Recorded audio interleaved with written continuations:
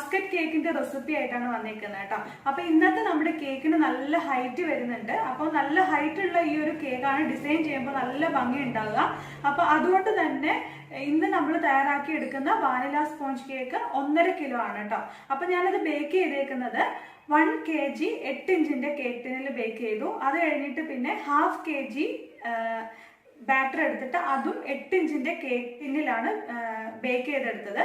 അങ്ങനെ മൊത്തത്തിൽ 5 സ്ലൈസ് ആണ് നമുക്ക് ഇന്നുള്ളത്. അത് വെച്ചിട്ടാണ് നമ്മൾ ഇന്ന് ഐസിങ് ചെയ്യാൻ വേണ്ടി പോകുന്നത്. പിന്നെ നമ്മൾ ഇന്ന് യൂസ് ചെയ്യുന്ന നോസിൽ ഞാൻ 3 നോസിലാണ് ഇന്ന് യൂസ് ചെയ്യുന്നത്. അതിൽ 2 നോസിൽ ഓൾറെഡി നിങ്ങളെ ഞാൻ പരിചയപ്പെടുത്തി കഴിഞ്ഞു. നമ്മുടെ ടോൾ കേക്കിൽ നമ്മൾ ഡെക്കറേറ്റ് ചെയ്ത ആ 2 നോസിൽ ഞാൻ എടുത്തിട്ടുണ്ട്. നമ്മൾ ഡെക്കറേറ്റ് ചെയ്യുന്ന സമയത്ത് ഇതിന്റെ നമ്പർ ഞാൻ സ്ക്രീനിൽ കൊടുക്കാം.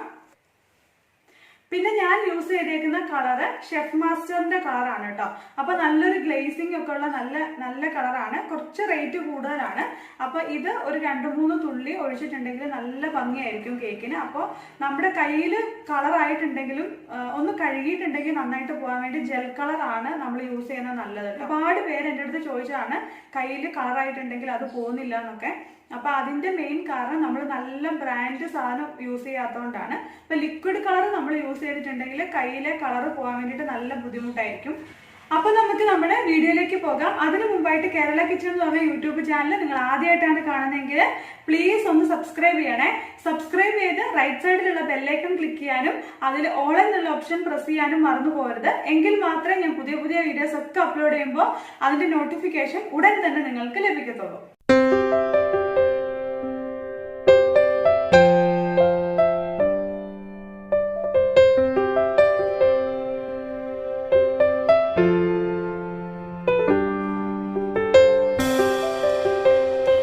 ഇന്നത്തെ നമ്മുടെ ബാസ്ക്കറ്റ് കേക്കിന് വേണ്ടിയിട്ട് ഞാനിവിടെ വാനില സ്പോഞ്ച് കേക്കാണ് തയ്യാറാക്കിയേക്കുന്നത്.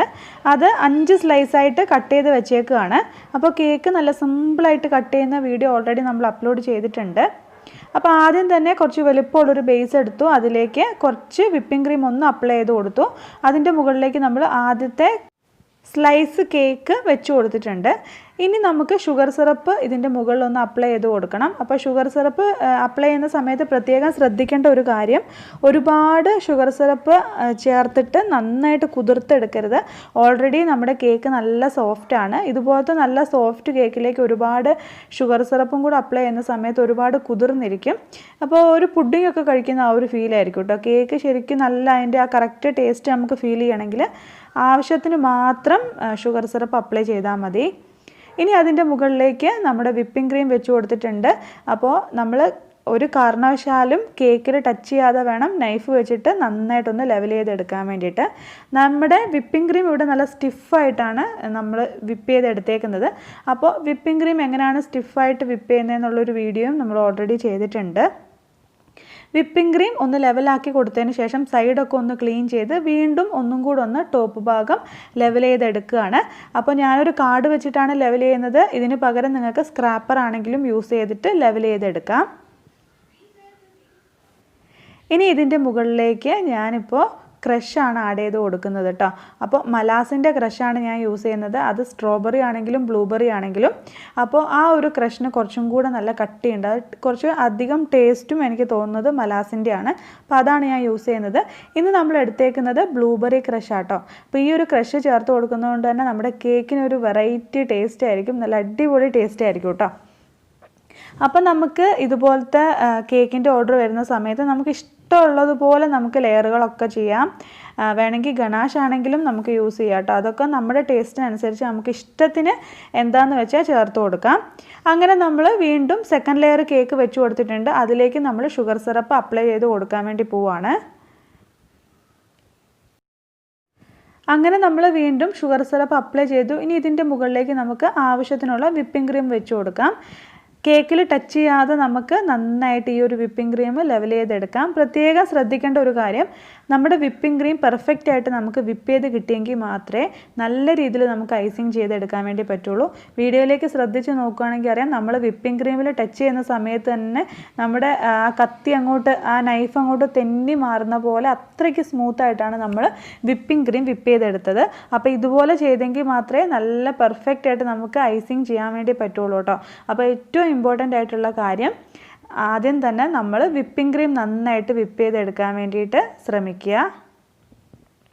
അതുപോലെ തന്നെ ഇമ്പോർട്ടൻ്റ് ആണ് കേക്ക് നല്ല രീതിയിൽ കട്ട് ചെയ്തെടുക്കുക. കേക്ക് കട്ട് ചെയ്യുന്ന സമയത്ത് ഷേപ്പ്ലെസ് ആയിട്ട് കട്ട് ചെയ്യുകയാണെങ്കിൽ നമുക്ക് കേക്കിൻ്റെ ആ ഒരു ഐസിങ് കറക്റ്റായിട്ട് കിട്ടത്തില്ല. അപ്പോൾ ഓരോ കാര്യങ്ങളും നമ്മൾ വളരെയധികം ശ്രദ്ധിക്കണം. അപ്പോൾ നമ്മളെല്ലാം ഓൾറെഡി ചെയ്തിട്ടുണ്ട്. സ്പോഞ്ച് ചെയ്തിട്ടുണ്ട്, കേക്ക് കട്ട് ചെയ്യുന്നത് എങ്ങനെയാണെന്നുള്ള വീഡിയോ ചെയ്തിട്ടുണ്ട്, വിപ്പിംഗ് ക്രീം വിപ്പ് ചെയ്യുന്നത് ചെയ്തിട്ടുണ്ട്. അങ്ങനെ ഇനി നമ്മൾ ഇമ്പോർട്ടൻ്റ് ആയിട്ടുള്ള എല്ലാ ക്ലാസ്സുകളും നമ്മൾ ഓൾറെഡി എടുത്തിട്ടുണ്ട് കേട്ടോ. അപ്പോൾ അതൊക്കെ ഒന്ന് നോക്കി നിങ്ങൾ വീണ്ടും പ്രാക്ടീസ് ചെയ്യുക.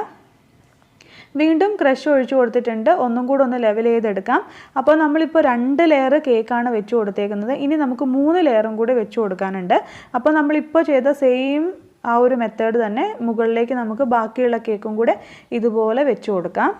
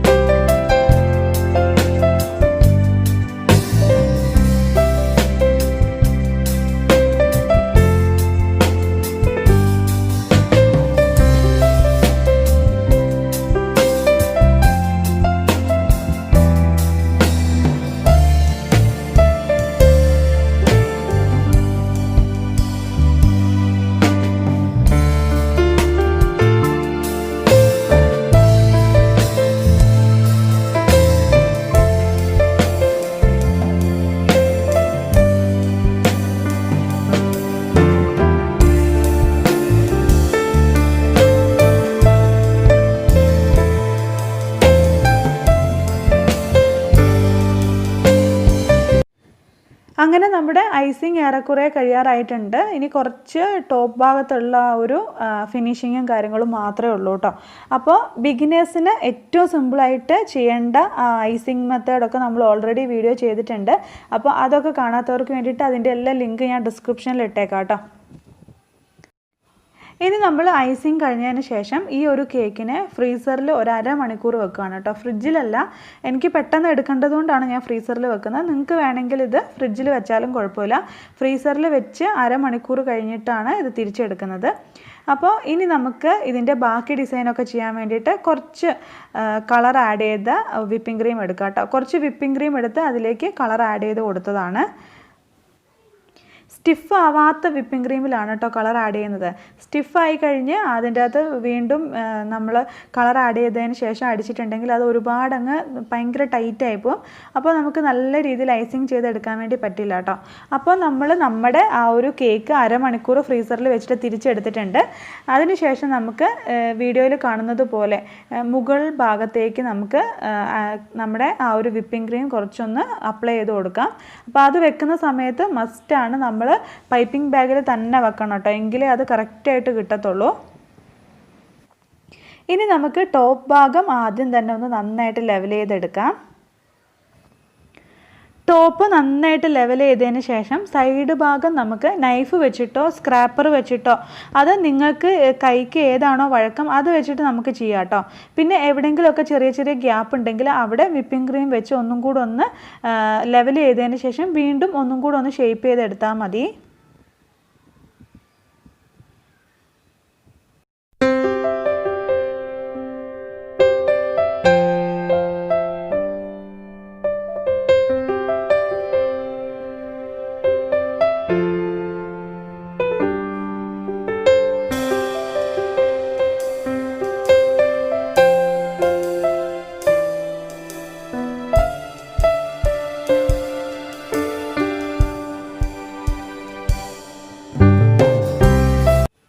നമ്മൾ ടോപ്പ് ഭാഗത്ത് ബ്ലൂ കളറിൽ ഐസിങ് ചെയ്ത സമയത്ത് കുറച്ച് ക്രീമൊക്കെ ഇറങ്ങി താഴേക്ക് വന്നിട്ടുണ്ട്. അപ്പോൾ അതൊന്ന് ലെവൽ ചെയ്യാൻ വേണ്ടിയിട്ട് ഇതുപോലെ ഞാനൊരു കാർഡാണ് യൂസ് ചെയ്യുന്നത്. ഇതിന് പകരം സ്ക്രാപ്പർ ആണെങ്കിലും വെച്ചിട്ട് പതുക്കെ വീഡിയോയിൽ കാണുന്നത് പോലെ ഒന്ന് വലിച്ചെടുക്കുകയാണെങ്കിൽ നമുക്ക് എക്സ്ട്രാ താഴേക്ക് വന്നിട്ടുള്ള ആ ക്രീമൊക്കെ അങ്ങനെ വടിച്ചെടുക്കാൻ വേണ്ടി പറ്റും.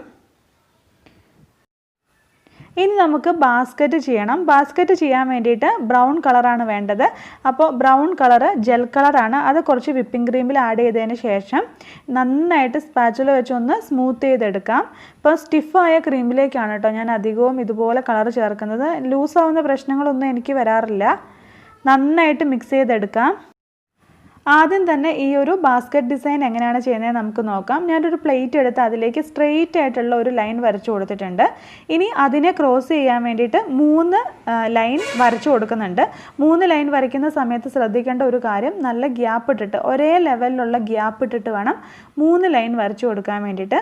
വീണ്ടും ഞാൻ സ്ട്രെയിറ്റ് ആയിട്ടുള്ള ഒരു ലൈൻ വരയ്ക്കുന്ന സമയത്ത് കുറച്ച് ഗ്യാപ്പ് ഇട്ടിട്ടാണ് സ്ട്രെയിറ്റ് ലൈൻ വരയ്ക്കുന്നത്.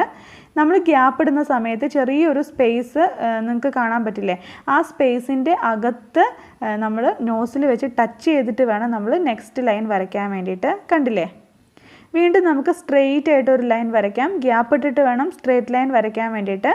വീണ്ടും നമുക്ക് ചെറിയൊരു സ്പേസ് കാണില്ലേ, ആ സ്പേസിൻ്റെ അകത്തൂടെ നോസിൽ ടച്ച് ചെയ്തിട്ട് വേണം നമ്മൾ നെക്സ്റ്റ് വരയ്ക്കാൻ വേണ്ടിയിട്ട്. കണ്ടില്ലേ, ചെറിയൊരു ഹോള് പോലെ കാണുന്നത്, ആ ഹോളിൻ്റെ അകത്ത് നമ്മൾ നോസിൽ ടച്ച് ചെയ്തിട്ട് വേണം വരയ്ക്കാൻ വേണ്ടി. ഇങ്ങനെ ചെയ്യുന്ന സമയത്ത് നമുക്ക് ആ കറക്റ്റ് അത് മെടഞ്ഞെടുത്ത ആ ഒരു ഫീല് കിട്ടാൻ വേണ്ടിയിട്ട്, നമുക്ക് കാണുമ്പോൾ നന്നായിട്ട് മെടഞ്ഞെടുത്താന്ന് അറിയാൻ വേണ്ടിയിട്ടാണ് അതിൻ്റെ അകത്തു കൂടെ തന്നെ നമ്മൾ നോസിൽ ടച്ച് ചെയ്തിട്ട് വലിക്കണം എന്ന് പറയുന്നത്. വീണ്ടും കണ്ടില്ലേ, സ്ട്രെയിറ്റ് ആയിട്ട് ഒരു ലൈൻ വരയ്ക്കുന്നുണ്ട്. സ്ട്രെയിറ്റ് ലൈൻ വരയ്ക്കുന്ന സമയത്ത് കുറച്ച് ഗ്യാപ്പ് ഇട്ടിട്ടാണ് വരച്ചേക്കുന്നത്. വീണ്ടും നമ്മൾ കണ്ടില്ലേ, ഒരു ചെറിയൊരു സ്പേസ് കാണുന്നില്ല, ആ സ്പേസിൻ്റെ അകത്ത് നോസിൽ ടച്ച് ചെയ്തിട്ടാണ് വരച്ചെടുക്കുന്നത്. കണ്ടോ? ഇതുപോലാണ് നമ്മൾ ഈ ഒരു ബാസ്ക്കറ്റ് ഡിസൈൻ ചെയ്യുന്നത്. അപ്പോൾ നമ്മൾ ഡയറക്റ്റ് ഇത് കേക്കിലേക്ക് ട്രൈ ചെയ്യാതെ ആദ്യം തന്നെ ഒരു പ്ലേറ്റിലോ അല്ലെങ്കിൽ ബട്ടർ പേപ്പറിലോ അല്ലെങ്കിൽ ന്യൂസ് പേപ്പറിലൊക്കെ ഒന്ന് നന്നായിട്ട് ട്രൈ ചെയ്ത് കുറച്ചൊന്ന് ഇടയ്ക്കൊക്കെ ഒന്ന് ട്രൈ ചെയ്യുകയാണെങ്കിൽ ഈസി ആയിട്ട് ചെയ്യാം കേട്ടോ. അങ്ങനെ ട്രൈ ചെയ്തിട്ട് വരയ്ക്കുകയാണെങ്കിൽ നല്ല ഭംഗിയുള്ള ബാസ്ക്കറ്റ് നിങ്ങൾക്കും വരച്ചെടുക്കാൻ വേണ്ടി പറ്റും.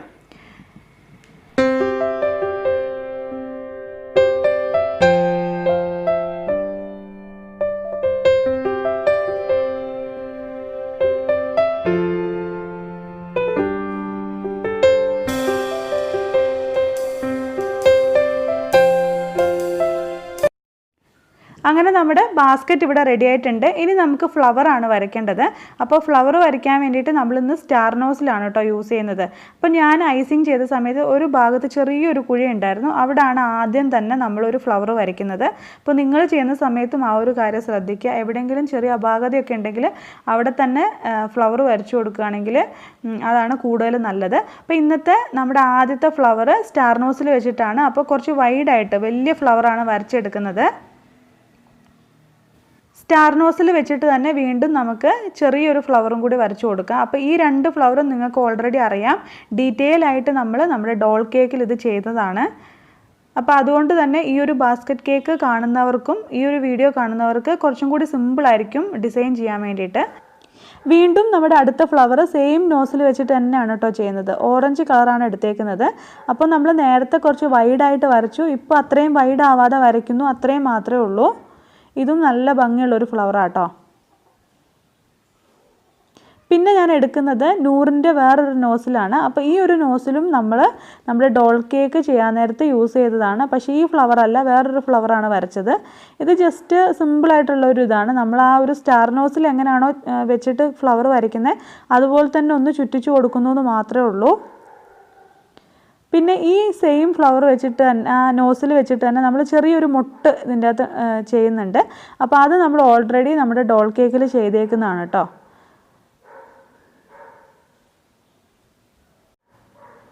വീണ്ടും നമുക്ക് സ്റ്റാർ നോസിൽ വെച്ചിട്ട് ഒരുപാട് വൈഡ് അല്ലാത്ത ചെറിയൊരു ഫ്ലവറും കൂടി വരച്ചു കൊടുക്കാം.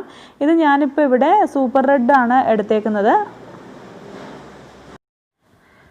അങ്ങനെ നമ്മൾ ഫ്ലവറെല്ലാം ഇവിടെ വരച്ചിട്ടുണ്ട്. ഇനി ഏറ്റവും ടോപ്പ് ഭാഗത്ത് ചെറിയ മുത്തുകൾ ഇട്ട് കൊടുക്കുക കേട്ടോ. തീരെ ചെറുതല്ല, മീഡിയം സൈസ് വലിപ്പമുള്ള ചെറിയ ചെറിയ മുത്തുകളാണ്. ഇത് വെക്കുന്ന സമയത്ത് പ്രത്യേക ഒരു ഭംഗിയാട്ടോ കേക്കിന്. പിന്നെ നമ്മൾ ഫ്ലവർ വരച്ച ആ ഒരു അവിടെ കുറച്ച് ഗ്യാപ്പ് വന്നിട്ടുണ്ട്. ആ ഗ്യാപ്പുകളിലൊക്കെ ഇതുപോലെ ചെറിയ മുത്ത് വെച്ച് കൊടുക്കുന്നുണ്ട്. അപ്പോൾ കുറച്ചും കൂടി അധികം ഭംഗിയായിരിക്കും. പിന്നെ നിങ്ങൾക്ക് വേണമെങ്കിൽ ഇല വരച്ചു കൊടുക്കാം. അതിന് നമ്മുടെ കയ്യിൽ നോസിലില്ല എന്നുണ്ടെങ്കിൽ നിങ്ങൾക്ക് വിപ്പിംഗ് ക്രീമിൽ ഗ്രീൻ കളർ ആഡ് ചെയ്തതിന് ശേഷം പൈപ്പിംഗ് ബാഗിൽ നമ്മൾ പേരെഴുതാൻ വേണ്ടി കട്ട് ചെയ്യില്ലേ, അതുപോലെ കട്ട് ചെയ്തിട്ട് ഇതിൻ്റെ അകത്ത് കൂടെ ഒന്ന് ജസ്റ്റ് ഒന്ന് വലിച്ചു കൊടുത്താൽ മാത്രം മതി. ഞാനിപ്പോൾ ഇന്ന് ഇതിലേക്ക് ഇലയൊന്നും വരച്ചു കൊടുത്തിട്ടില്ല. പിന്നെ നമ്മൾ വൈറ്റ് കളർ ഫ്ലവർ വരച്ചതിൻ്റെ സെൻറ്റർ ഭാഗത്തായിട്ട് നമ്മൾ ചെറിയ ഒരു മുത്തും കൂടി വെച്ച് കൊടുത്തിട്ടുണ്ട് കേട്ടോ, ഒരു ബ്ലൂ കളറിൽ. അതോടെ വെക്കുമ്പോൾ കുറച്ചും കൂടി ഒരു ഭംഗിയാണ്. അപ്പോൾ നമ്മുടെ ഇന്നത്തെ ഈ ഒരു ബാസ്ക്കറ്റ് കേക്ക് അടിപൊളിയല്ലേ? ഈ ഒരു വീഡിയോ നിങ്ങൾക്ക് എല്ലാവർക്കും ഇഷ്ടമായി എന്ന് കരുതുന്നു. എന്തായാലും ഇന്നത്തെ വീഡിയോ ഇഷ്ടമായാൽ ചാനൽ സബ്സ്ക്രൈബ് ചെയ്യാനും ഷെയർ ചെയ്യാനും ലൈക്ക് ചെയ്യാനും ഒന്നും മറക്കല്ല കേട്ടോ. അപ്പോൾ അടുത്ത ദിവസം നല്ലൊരു അടിപൊളി വീഡിയോയുമായി നമുക്ക് വീണ്ടും കാണാം. അതുവരേക്കും ബൈ ബൈ.